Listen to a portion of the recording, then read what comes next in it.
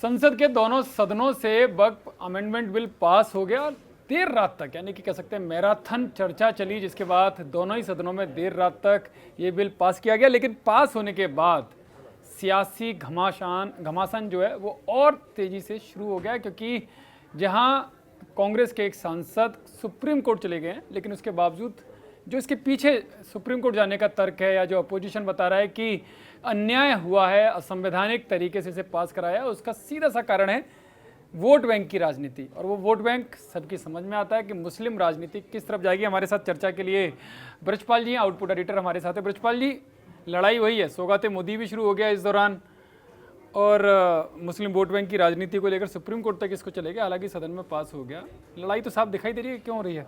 हाँ, लड़ाई तो होगी, अभी लड़ाई तो अब शुरू होगी।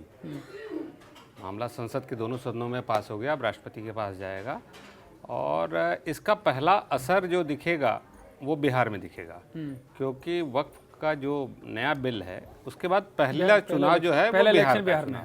इसीलिए पहली शिकायत जो सुप्रीम कोर्ट में आई है वो बिहार से आई है, किशनगंज के विधायक एमपी ने, मामला वहीं पहुंचा है। अब ये है कि ये कैसे किसको फ़ायदा नुकसान पहुंचाएगा, एनडीए को या कांग्रेस और आरजेडी को? क्योंकि हाँ बिल्कुल, क्योंकि एनडीए भी कह रही है कि उसने मुसलमानों की बेहतरी के लिए किया है, हाँ, और वो कह रहे हैं कि मुसलमानों को दबाने के लिए है।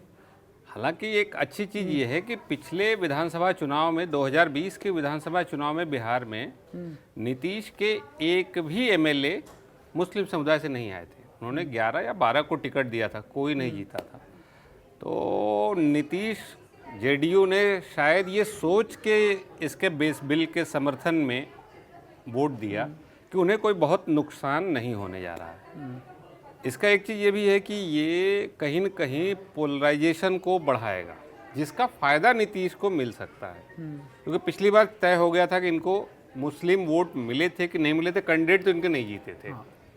मतलब वो मैसेज साफ था कि कैंडिडेट नहीं जीते, कोई कैंडिडेट नहीं जीता था नीतीश। लेकिन अब तो भगदड़ सी मच रही है, कई सारे जो मुस्लिम चेहरे हैं जेडीयू के, उन्होंने भी इस्तीफा दे दिया। कोई चुना हुआ नहीं है, कोई चुना हुआ एमएलए नहीं है, ना एमपी चुना हुआ है, वो या तो एमएलसी हैं या नेता हैं या पदाधिकारी हैं।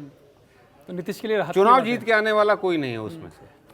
लेकिन लड़ाई क्लियर है, लेकिन लड़ाई तो मुस्लिम राजनीति को लेकर हो रही है ना, क्योंकि ये भी उनके कह सकते हैं कि एक तरह से उनके हितों की रक्षा करने वाले ये भी कह रहे हैं कि हम कर रहे हैं, मोदी सरकार। हाँ, बात तो सही है, दोनों की बात है। अपोजिशन भी कह रहा है। कह रहा हूँ कि इसका सबसे पहला टेस्ट बिहार में है, और अगला बड़ा टेस्ट जो इसकी सबसे बड़ी मैदान है, इसका सबसे बड़ी जंग भूमि है, मैदान भूमि है जो कहिए, वो बंगाल है। अगले साल करीब करीब इसी समय बंगाल में चुनाव हो रहे होंगे। तो बिहार के बाद अगली लड़ाई बंगाल, असम है, तमिलनाडु है, केरल है, हाँ पुडुचेरी है, केरल है, इन सब में 5 राज्यों में जो इसके बाद होंगे। लेकिन आपने ध्यान दिया होगा 2014 में जब मोदी सरकार आई, 19 में भी रिपीट, फिर उसके बाद तीसरी बार 2024 में, तो हिंदुत्व की राजनीति बड़ा उछाल मार रही थी। लेकिन अब वक्फ बोर्ड अब ये धीरे धीरे जो जा रहा है, अब ये सब सौगाते मोदी भी आगे कभी नहीं किया। दोनों राजनीति रही है, हिंदुत्व की भी राजनीति रही है, मुस्लिम की भी राजनीति रही है, चाहे वो ट्रिपल तलाक के बहाने हो, सीएए के बहाने हो, और अब वक्फ के बहाने हो, दोनों हैं। तरफदारी ये दिखा रहे हैं कि हम मुसलमानों के हम हैं सबसे बड़े खैर खा। अब दिखा रहे हैं या हैं, ये तो जनता तय करती है। लेकिन अब एक बड़ा विवाद इसमें इसी सत्र में एक और आया था, राणा सांगा को लेकर। अब वो तो कहीं न कहीं लड़ाई उत्तर प्रदेश में मुसलमानों के वोट को लेके है, और ये लड़ाई अखिलेश और राहुल की दिख रही है, क्योंकि आजम खान के वो स्थिति न सियासत में है न पार्टी में बची है। अब वो जगह राहुल गांधी इमरान मसूद या इमरान प्रतापगढ़ी के सहारे लेना चाह रहे हैं, जिसका काउंटर अखिलेश कर रहे हैं। शायद ये टसल दिख भी रहा है दोनों में जो लोकसभा चुनाव के समय जो स्थिति थी, आज वो नहीं है, क्योंकि औरंगजेब का बयान भी अबू आजमी, हालांकि हैं वो यूपी से ही, लेकिन उन्हें वहाँ से बयान थे, महाराष्ट्र से बयान दिया। और राणा सांगा का बयान आता है रामजी लाल सुमन से, जो कि एक जाटव हैं, दलित नेता के तौर पर जाने जाते हैं। और इसको एक लड़ाई भी दी थी कि दलित नेता के घर पर पथराव कर दिया आगरा में, जो उनके घर पर हुआ, तो ये भी एक लड़ाई है। हाँ, यूपी में तो ये लड़ाई है ही है। यूपी में मुस्लिम वोट की लड़ाई अखिलेश बनाम राहुल की है, और कौन मुस्लिम वोट को अपने पक्ष में करना चाह रहा है, इसी पे चल रहा है, इसी पे सारा कुछ डिपेंड कर रहा है। लेकिन ये यूपी नहीं, अगर ब्रजपाल जी पूरे उसमें जाएंगे सिनेरियो में, तो पूरे इंडिया गठबंधन में ये लड़ाई नहीं दिखाई देगी कि मुस्लिम वोट बैंक का कौन आखिरकार, मतलब कह सकते हैं शहंशाह कौन निकलेगा? वो तो वक्त पे दिख ही रहा है। वक्त एक ऐसा, मतलब एक ऐसी छतरी थी जहाँ सब खिलाफ दिखे थे, वहाँ तो इंडिया ब्लॉक दिखा कि नहीं एक साथ है। लेकिन इनमें आपस में भी है कि अभी बिहार में भी आएगा, तो बिहार में भी होगा कि आरजेडी और कांग्रेस में होगा कि चेहरा कौन होगा, मुस्लिम वोट किसके, क्योंकि वहाँ भी मुस्लिम वोट उस तरह से आरजेडी को भी नहीं मिले थे।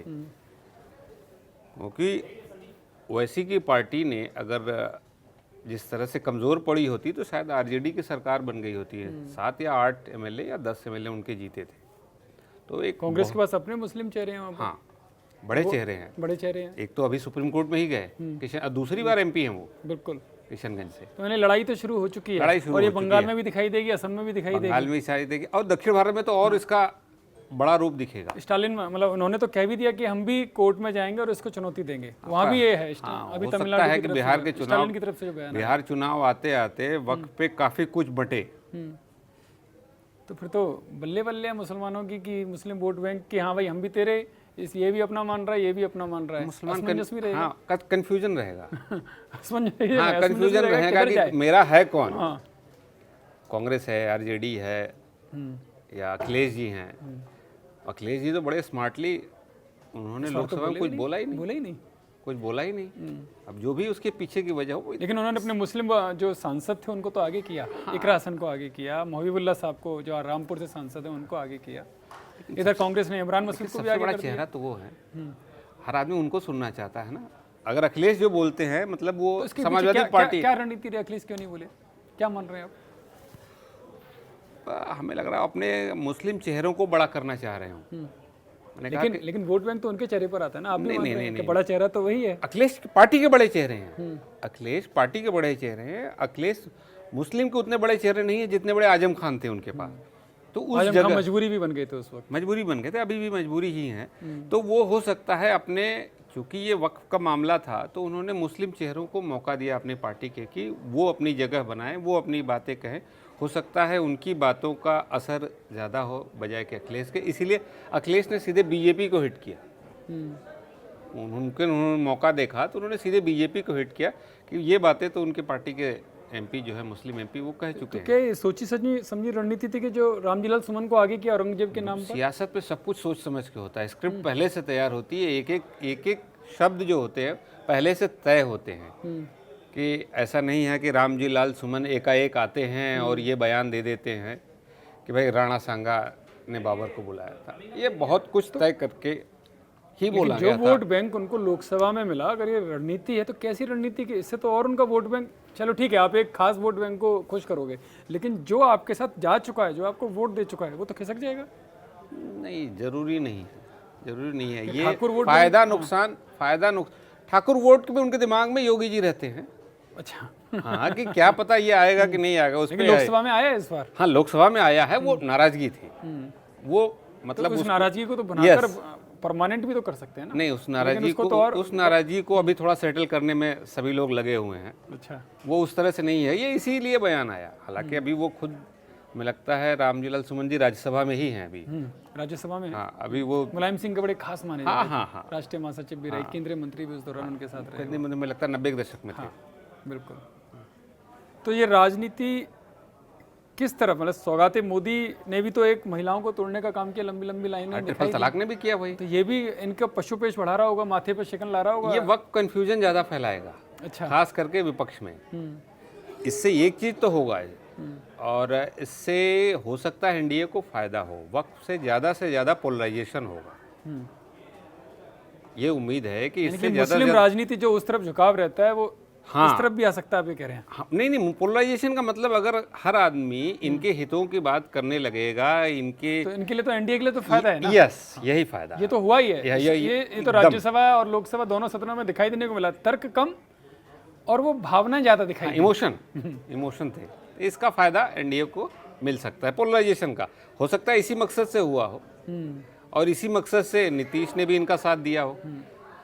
हाँ, क्योंकि ये तो इनके लिए सांप्रदायिक पार्टी होती थी ना, चाहे वो नीतीश, चलो पहले नीतीश साथ रहे, शिवसेना साथ रही, लेकिन अब वो शिवसेना कांग्रेस उसी के साथ है, तो वो शिवसेना मुस्लिम है वोट कौन बैंक सी? कितना वो करेगा। हाँ शिवसेना है कौन सी? किसको शिवसेना कहें? बिल्कुल बिल्कुल, लेकिन एक मैसेज तो है ना कि कांग्रेस जो धर्मनिरपेक्षता की बात करती है, वो शिवसेना उद्धव ठाकरे का रवैया सारी सबको पता है। विचारधारा कुर्सी के लिए होती है, कुर्सी मिलती दिखती है तो विचारधारा आगे पीछे ऊपर नीचे सेटल हो जाती है। बिल्कुल, कुर्सी दिख गई, विचारधारा सेटल हो गई। कुर्सी दिख गई है ब्रजपाल जी का कहना है, और उसके साथ ही विचारधारा सेटल हो गई, यानी कि सारी लड़ाई कुर्सी की है। मुस्लिम राजनीति जिस तरह से लोकसभा में दिखाई दी, राज्यसभा में दिखाई दी, उसका नुकसान हो ना हो, उसका फायदा जरूर बीजेपी यानी कि एनडीए सरकार को जरूर होगा, क्योंकि बाकी के जो अपोजिशन है उनमें अभी लड़ाई इसी बात को लेकर कि वो आखिरकार वो वोट बैंक किसका होगा।